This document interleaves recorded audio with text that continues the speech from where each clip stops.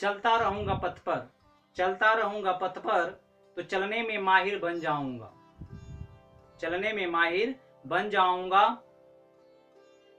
या तो मंजिल मिल जाएगी दोस्तों, या तो मंजिल मिल जाएगी दोस्तों, या एक अच्छा मुसाफिर बन जाऊंगा, या अच्छा मुसाफिर बन जाऊंगा।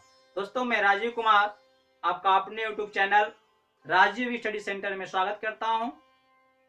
दोस्तों आज हम लोग पढ़ने वाले हैं जीएस के अंतर्गत फिजिक्स को, और फिजिक्स में हम पढ़ने वाले हैं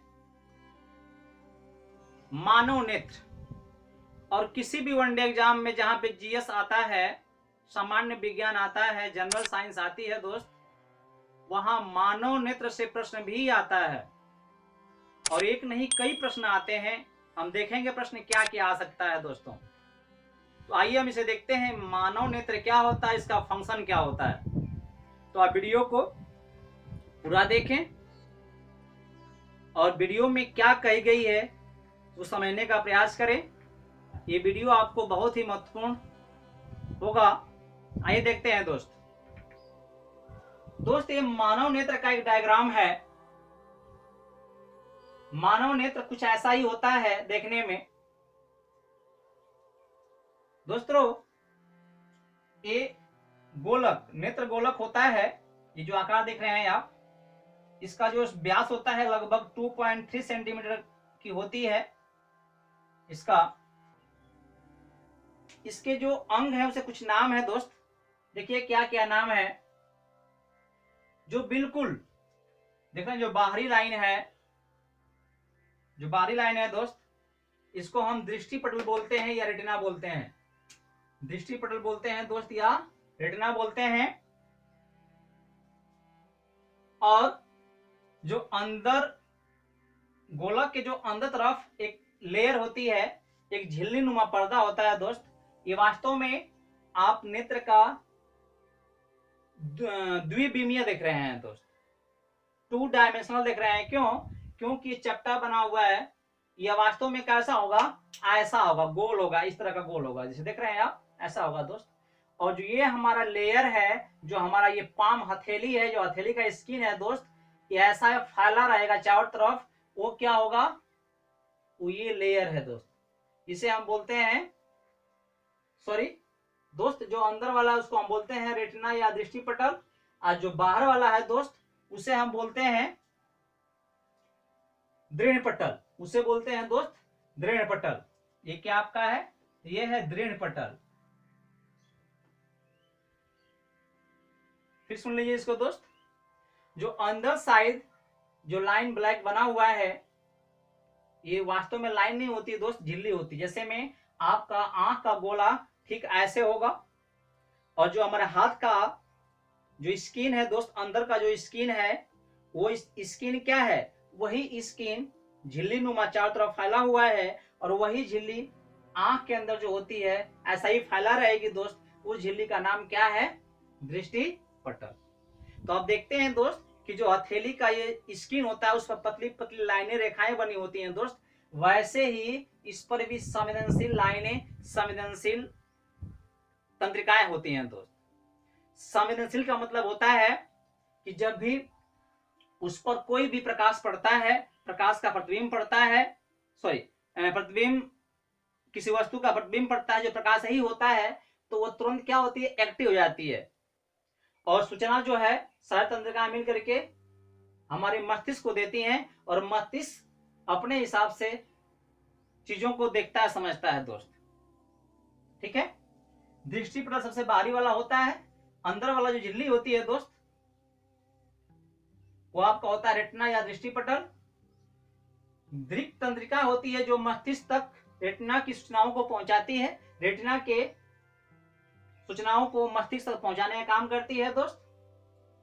यहाँ पे एक अंध बिंदु है, अगर प्रतिबिंब इस अंध बिंदु पर बन जाता है तो वस्तु दिखाई ही नहीं देती। ठीक है दोस्त। नेत्र का जो अगला भाग होता है दोस्त, यह पारदर्शी होता है। देख रहे हैं ये वाला हिस्सा, यह जो होता है पारदर्शी होता है। आर पर प्रकाश इसमें होकर जाती है, तो ये पारदर्शी है दोस्त। और ये पारदर्शी है तो इसका नाम है कार्निया। स्वच्छ मंडल भी इसका नाम है, इसका नाम कार्निया भी है दोस्त, स्वच्छमंडल कह लीजिए या कार्निया कह लीजिए, ठीक है। यहीं से प्रकाश सबसे पहले एंट्री करती है, और जो बीच में देख रहे हैं ये जल भरा होता है, नेत्र द्रव होता है। और दोस्त इसके बाद यहाँ पर भी झिल्ली होती है। ये लाइन नहीं है दोस्त, एक रेखा नहीं है, यह फैला हुआ झिल्ली है। क्योंकि हम आंख को ऐसे दिखा रहे हैं तो आपको यही भी दिखाई दे रहा है, सामने का दिखाई दे रहा है दोस्त।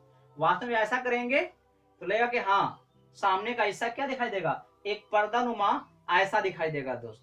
तो आंख का जो अगला हिस्सा, जो हमारे आंख में सफेद वाला हिस्सा होता है दोस्त, वही क्या है, ये वाला पर्दा के रूप में ये है। इसका नाम है परितारिका। जो हमारे आंख का सफेद वाला हिस्सा होता है दोस्त, वही क्या है, परितारिका है। वास्तव में झिल्ली नुमा होती है। और बीच में जो ब्लैक सा दिखता है दोस्त, जिसको हम यहाँ क्या बोलते हैं, जगह होता है, उसको हम बोलते हैं पुतली।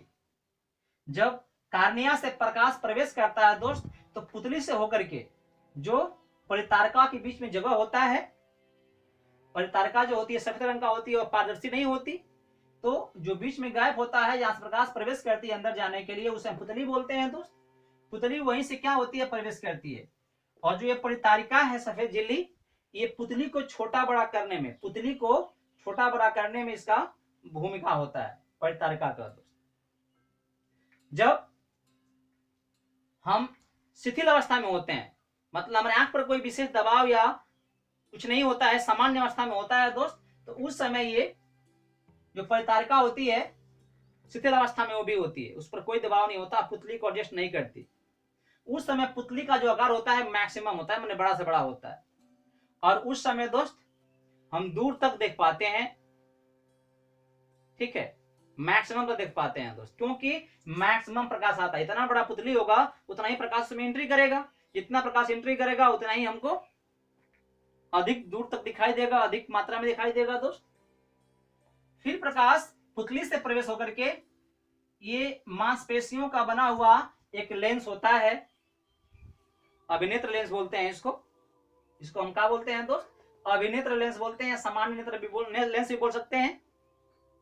ये लेंस जो होता है दोस्त, दो तरह की यहां मांसपेशी है, जिसका नाम है पश्चामी पेशिया या सिलेरी, जिसको हम पश्चमाभी पेशी कहते हैं या सिलेरी कहते हैं दोस्त।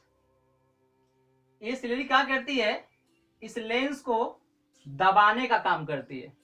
जब लेंस को दबाती है दोस्त, तो लेंस ऐसा है तो थोड़ा फैल जाता है, मोटा हो जाता है।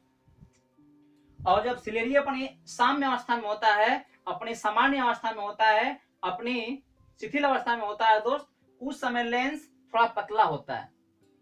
और जब लेंस पतला होगा दोस्त, तो फोकस दूरी बड़ी होगी। ध्यान दीजिएगा, जैसे मान लीजिए ये हमारा लेंस है, ये थोड़ा पतला है तो ये गोला बड़ा बनेगा, गोला बड़ा बनेगा तो इसकी फोकस दूरी भी दूर होगी। और जब इसको हम और दबा देंगे, मोटा हो जाएगा दोस्त, तो ये इतना ही गोला बनेगा और फोकस दूरी कम नजदीक हो जाएगी। इसलिए मोटा लेंस में फोकस दूरी छोटी होती है और पतला लेंस में फोकस दूरी बड़ी होती है। मतलब कहने का हमारा ये है कि जब पश्चमापी पेशी अपने शिथिल अवस्था में होती है, सामान्य अवस्था में होती है दोस्त, तो यह लेंस होता है अपने मैक्सिमम, मतलब बड़ा से बड़ा होता है, अर्थात पतला होता है। और जब पतला होता है दोस्त, तो उस समय फोकस दूरी क्या होती है, जितना बड़ी हो सकती है उतना बड़ी होती है।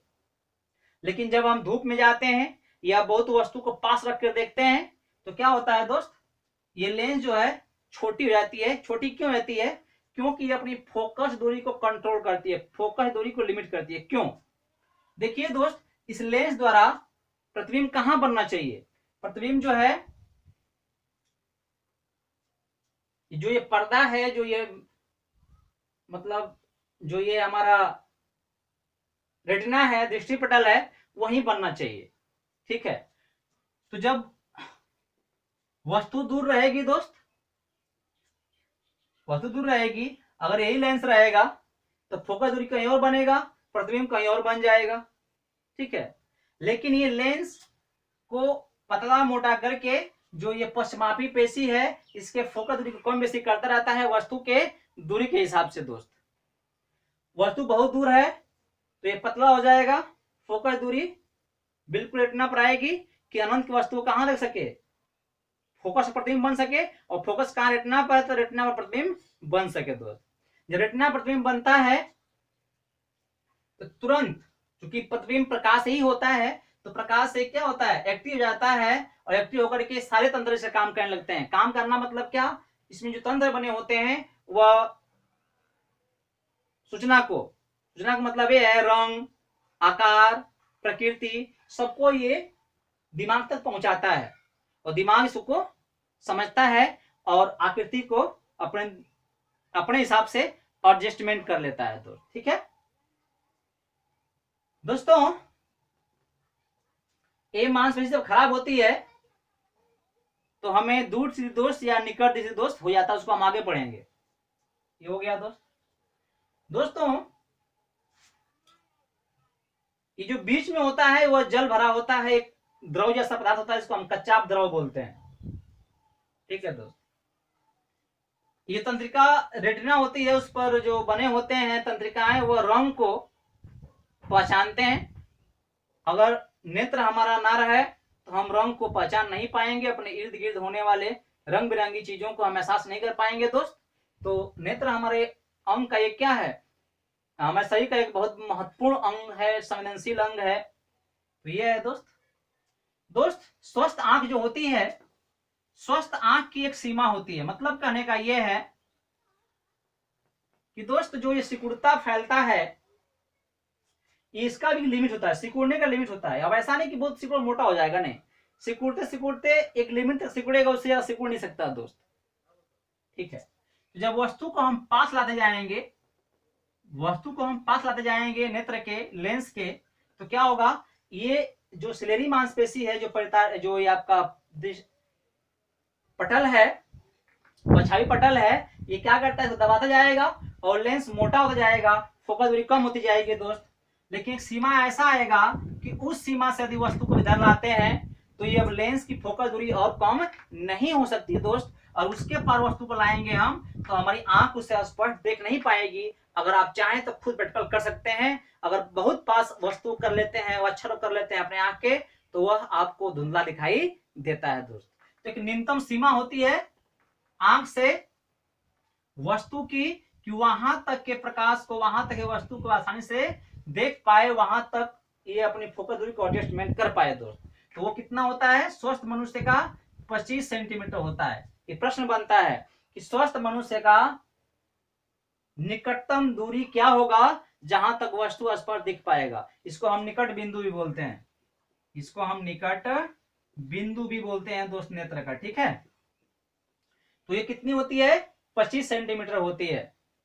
और वैसे ही एक दूरी भी होती है जिसको हम बोलते हैं फार पॉइंट, दूर बिंदु, जहां तक हम मैक्सिमम दूर देख पाते हैं अगर हमारा आंख शिथिल अवस्था में है, यानी कोई इस पर दबाव नहीं है। तो वो कितना होता है दोस्त, तो हमारे आंख के लिए अनंत होता है। जो हमारे फार पॉइंट होता है वो हमारे आंख के लिए कहां होता है, तो वो अनंत होता है दोस्त।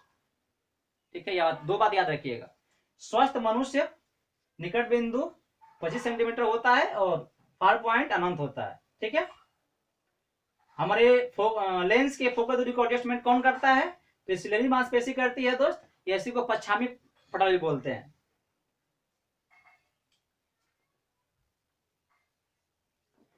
दोस्त ये तो हो गया।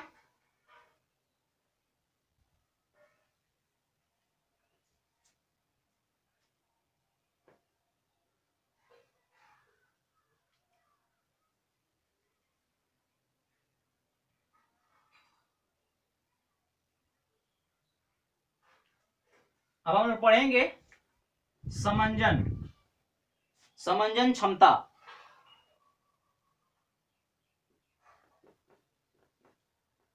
समंजन क्षमता, ये समंजन क्षमता क्या होता है दोस्त, ये समंजन क्षमता इसी को कहते हैं, जैसे हमने बताया कि लेंस को छोटा कर सकता है, तो दोस्त लेंस की फोकस दूरी को कम करता है पछाई पटल जो होती है, लेकिन सीमा तक ही कर पाती है ना, तो उसी के क्षमता को हम समंजन क्षमता कहते हैं। तो ये बात ध्यान दीजिएगा, समंजन क्षमता यही है।